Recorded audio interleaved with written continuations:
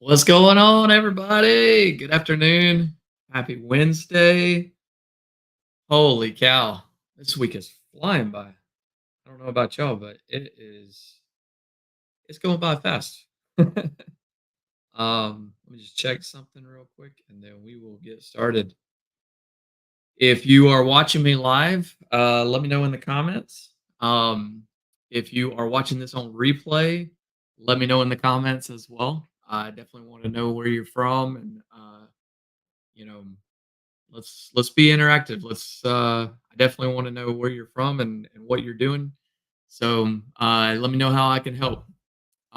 So I will wait a couple of minutes, let this get into my feed, and then we will get started. So while we're waiting, I'll just give you a teaser real quick. Um, before we know it, it's already the middle of September. Before we know it, it's going to be October, and then we've got Thanksgiving after that, followed by Christmas, and then it'll be 2025, and we'll be starting all over again. So, I hear it every single day. Well, I'm gonna wait a little bit longer. I want to see what the markets are gonna do. I need to fix my credit, but I'm not sure what I want to do just yet. So, I want to give something or a lot of something that you can do today to get yourself set up and on the right track for 2025. So, if that sounds like something that can help you, if that sounds like something that, it is going to be beneficial to help you get set up for 2025, thank you. Appreciate the like. Definitely put some flames in the chat, put some ones in the chat, and let me know. Let me know how I'm doing. So, also, if you're watching this and happen to go out, if my audio goes out, please let me know so I can fix that. All right. So got a couple people on. So I will go ahead and get started. So for those of you who have not watched any of my lives so far, my name is Jordan Bloomingdale. I am a certified wealth educator and the founder of Dream Life Innovations. I help people all across the country take control of their financial future. We do this through a number of different tools, number of different educational avenues. But I didn't just start and wake up one day and be like, "Hey, I'm gonna get certified." I'm gonna become an expert in this field. I've had my own ups and downs with regards to credit, with regards to money management, with regards to just, finances in general. And it took a while. I learned, the ins and outs, and I discovered the right strategies for what I needed. And I've been able to turn around and help families nationwide now. So I've been able to turn my situation around and really been able to now help others succeed in the same path that I was able to take. So today, what I want to do is I want to give you 10 10 action items, not one, not two, not small handful, 10 action items that you can do starting today. And, even on top of all the hustle and bustle, I know school just started. I know that, sports just started, college football. If you're, like me, if, here in the South, college football is king. And, if you are anything like me, that kind of dictates your Saturday and sometimes even your Sunday if you're in professional. But I want to help you stay on top of this. I want to help you stay top of mind. It's easy to get sidetracked. I get it. But think of it like this: credit is something that once you are on top of it, it can work for you in the background 24 hours a day, 7 days a week. And the earlier that you get started, the sooner that you get started, the sooner you will see results. Okay. So, the importance is the most important part is starting now, starting today, because any future plans that you have, the closer you get to them, the less likely it is that if your credit is not where it needs to be today, the less likely it is that it's going to be ready for whenever you need it. Okay, so let's dive right in. I want to show you these tips and tricks that I have, and that way you will be ready, for whenever you need it. Okay, so let me know if you can still hear me. Again, I've been having some issues with my mic, so I just want to make sure that yeah, it looks like I'm still good. So all right. So first things first. Tip number 1. You want to know where you stand with your credit. You want to know where you stand with your accounts. Okay. So before you can improve anything, before you can build anything, you have to have a starting point. Okay. So my go to is www. I hope you have a pen and paper because you're going to want to write this down. www.annualcreditreport.com. Hopefully the caption got that right. Looks like it did. Okay. Annualcreditreport.com. From there, you can pull your 3 credit reports absolutely free. Okay. You are actually entitled to be able to do this. It used to be once a year. Now I think you can pull it once every 7 days. And the great part about this is it has nothing to do with whether you're looking at your Vantage score or your FICO score. This is what is on your reports. Okay. Your Vantage score and your FICO scores, they're weighted against whatever is on your reports. And so this is the one source of truth. Okay. So this is your starting point. Once you have your 3 reports, you can take a look at them. It's going to show you your personal information. So any spellings of your names, any variants of your names, women, if you have gotten married, it'll show you your maiden name. It'll show you your married name, unless you've gotten them removed from your reports. And I can tell you how to do that here in a little bit. Second, it'll show you any addresses that you have on your reports. Okay. Old addresses, even if, sometimes even your parents' addresses, depending on your age, and depending on how long ago it was that you lived with your parents or if you stayed with someone. It will also show phone numbers. If you have old phone numbers, it will show those on there. And then it will show delinquent accounts. It will show accounts that are in good standing. And then it will show any inquiries. So this can be soft inquiries, which is what happens whenever you pull your credit against any kind of monitoring service. So anytime you refresh your score on CreditWise, on Credit Sesame, Credit Karma, any of those, it's going to pull a soft pull, or it's going to hit a soft pull on your score. It doesn't affect your score. Just like whenever you pull these reports, it doesn't affect your score, but it will show as a soft pull. And then it'll also show any hard inquiries, okay? Any hard credit checks, okay? So as you're going through your list of reports or your list of accounts, you want to take notice of these, okay? So I would pull up a pen and paper, or maybe even Google Docs or Microsoft Word, and just start writing these down. Start tallying up what you have, okay? So look for any inaccuracies, look for wrong balances, look for accounts that you don't recognize, look for anything that doesn't look like yours, okay? These are accounts that we can dispute. I can show you how to do those. That's what I do basically 7 days a week, 6 days a week for my clients. And we have tremendous success getting items removed. But these are the kind of things that you want to dispute with the credit bureaus. Okay. Now, pro tip, do not, it may sound tempting, but do not dispute these accounts online. Okay.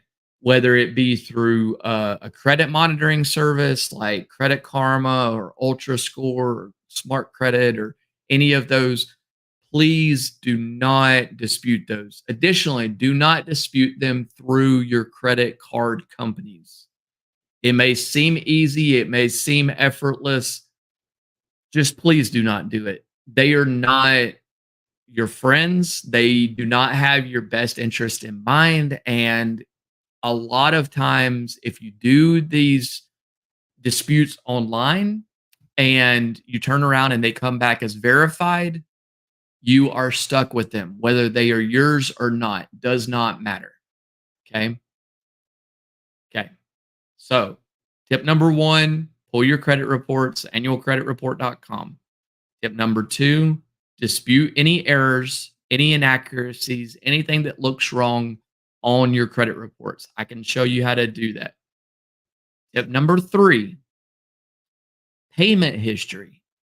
Payment history, if you've ever sat in on one of our classes on Thursday nights, you should know payment history is the largest factor that goes into calculating your credit score. 35% or 30%, depending on the calculated formula, is the amount of weight that payment history has for your credit score. Okay. With that being said, that means that late payments, any kind of late payments, are going to hurt drastically. Okay. So, any credit cards, any mortgages, any car notes, if you can, put them on auto pay along with any other bills. If you have your cell phone, if you have rental payments, doesn't have to be just your mortgage. It can be your rental payments. It can be especially your credit cards, but it can be anything that you have installment loans or revolving lines of credit out for any kind of creditors. Put these on auto pay. It will save so much heartache and prevent you from having late payments. Okay. With that being said, the next percentage is going to be your credit card utilization. Okay. This also counts for 30%. Keep your credit card balances below 30% of your overall credit limits. Okay. I have a whole nother video that I've created on this. Go to my YouTube video or my YouTube channel. You can find it there. But if your credit card balances are over 30% of their limit, get these down below that ASAP. Okay. You want to keep a low balance to limit ratio because that's going to keep your score as high as possible. Now, ideally, optimally, you want to keep this below 10%. But if you must, at the very minimum, keep it below 30%. Okay. So, for instance, if you have a credit card limit of $1,000, okay, you want to keep that below $300 at all times. All times. Okay. If you have it $10,000 credit limit, you want to keep that below $3,000 at all times. Okay. So I get this all the time. Well, I don't want my credit limit to be too high. What if I get hacked? These days, if you have any kind of decent identity theft monitoring, which you should have anyway, I have a solution for that. Oh, thank you so much, Joanne. Yeah, absolutely. Same here. If you have any kind of decent credit monitoring or identity theft monitoring, you will be able to catch any kind of hack or any kind of intrusion before it gets to be to that point. So if you have low credit score or credit card limits, it's going to be a whole lot easier to go above that 30% utilization. Whereas if you have a higher limit, you don't have to use it all. Don't use it all. It's not meant to be used all. Okay. So get it as high as you possibly can and leave it there. And it'll make life a whole lot easier. Okay. Next, this is a big one.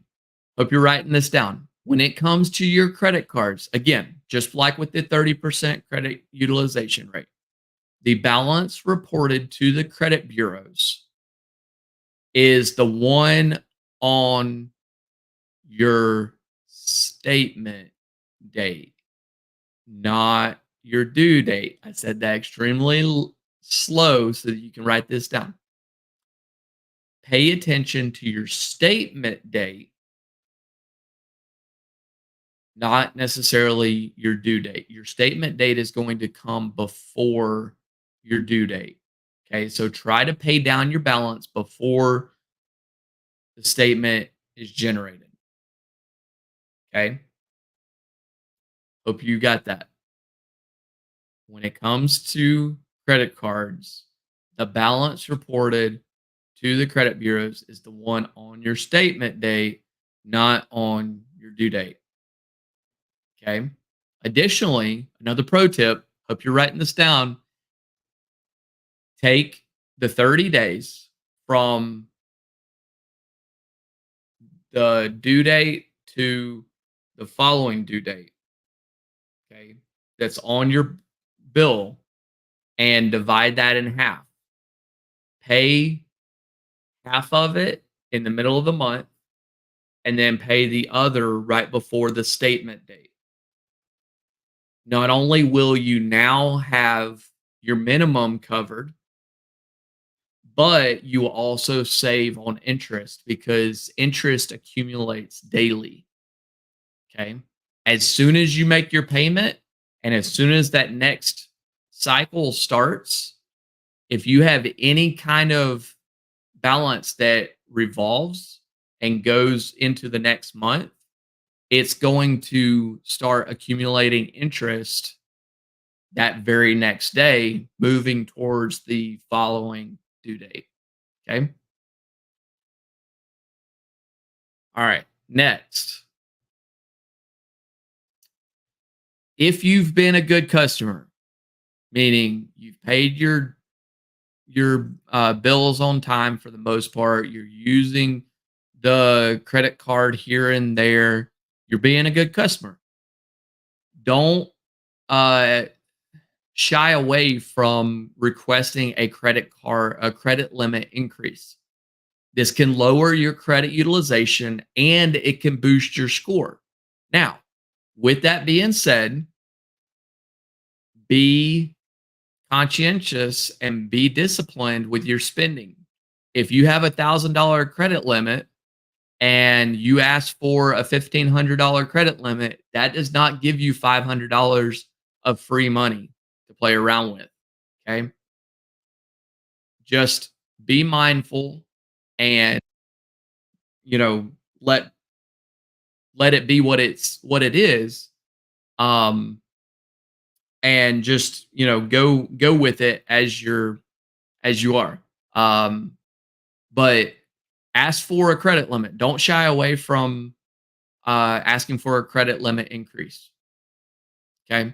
Next, if you have a friend or a really good friend or a family member who has excellent credit, I'm talking 750 or above. Don't go asking any friends who have a 580 or a 615 for this favor. But if you have a friend or a family member who has a credit score over a 750, 760, ask if you can be added as an authorized user on one of their accounts. This will give you the benefit of their positive payment history. Now, you're not going to get a card. You're not going to be added. You can't go spending against the limit, But if they are using it wisely, you too can benefit if they will add you as an authorized user. Okay. Next, if you're still struggling to get approved for a traditional unsecured credit card, a secured credit card is a great way to start building your credit. Okay. You do have to put down a credit, a deposit, but if you put down, let's say $500 or $700, it's a great way to build and even supplement your overall credit utilization rate. Okay. As you then use it responsibly, you can build your positive credit history. And there's actually a lot of people or a lot of companies that will eventually convert that unsecured or that secured credit card account into an unsecured credit card account. Some companies like Discover, Capital One, I think, does it as well. And there's other um, specific credit based tools that companies have built designed to do that conversion. Okay. So that's 8. Number 9. Um, again, sticking with the topic of credit cards, use credit cards sparingly. So you can use them for small everyday purchases. Um, I used to advise on putting groceries on there, not so much anymore. Gas is starting to come back down. I saw it, I think, around 280 the other day where I am here in Georgia. So you can you could put, a tank of gas on there, but then once it hits and you can see it you don't have to wait to get the bill in the mail. You can see it online, pay it off immediately. Okay. This is going to show responsible credit use. It's going to boost your payment history and it will prevent having any rollover or unnecessary buildup of interest. Okay. So that's what you want to have as if at all possible, you want to have as close to a 0% utilization rate as possible rolling over from month to month. And then last but definitely not least, stay consistent. Set small monthly goals. Okay. Building credit is not a sprint. That's why I'm talking here in September for the beginning of 2025. It's a marathon. Okay. So set small monthly goals. Um, Paying, if you have debt, allocate $50 a week or $20 a week. Something small over a length of time is going to be much easier and it's going to be much more consistent and more realistic than trying to save all of that up and pay it off all at once. Okay. And it's also going to increase your score little by little versus trying to, make that jump at the very last minute. Let's say you have a 580 and you need a 650. Trying to make that 60-point jump or 70-point jump all at once is going to be a lot harder than whittling away and trying to, build it up over time.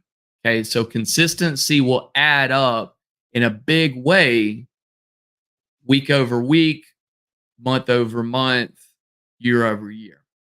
And it'll go by whether you want it to or not. So you might as well start today, put yourself into a game plan, set, auto pay, set reminders, take a look at where your balances are, pull your credit reports, and put together that game plan and set your budget between now and the end of the year because it'll be here before we know it.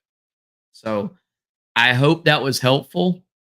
Um, if you have questions, I'm always here. You know where to find me.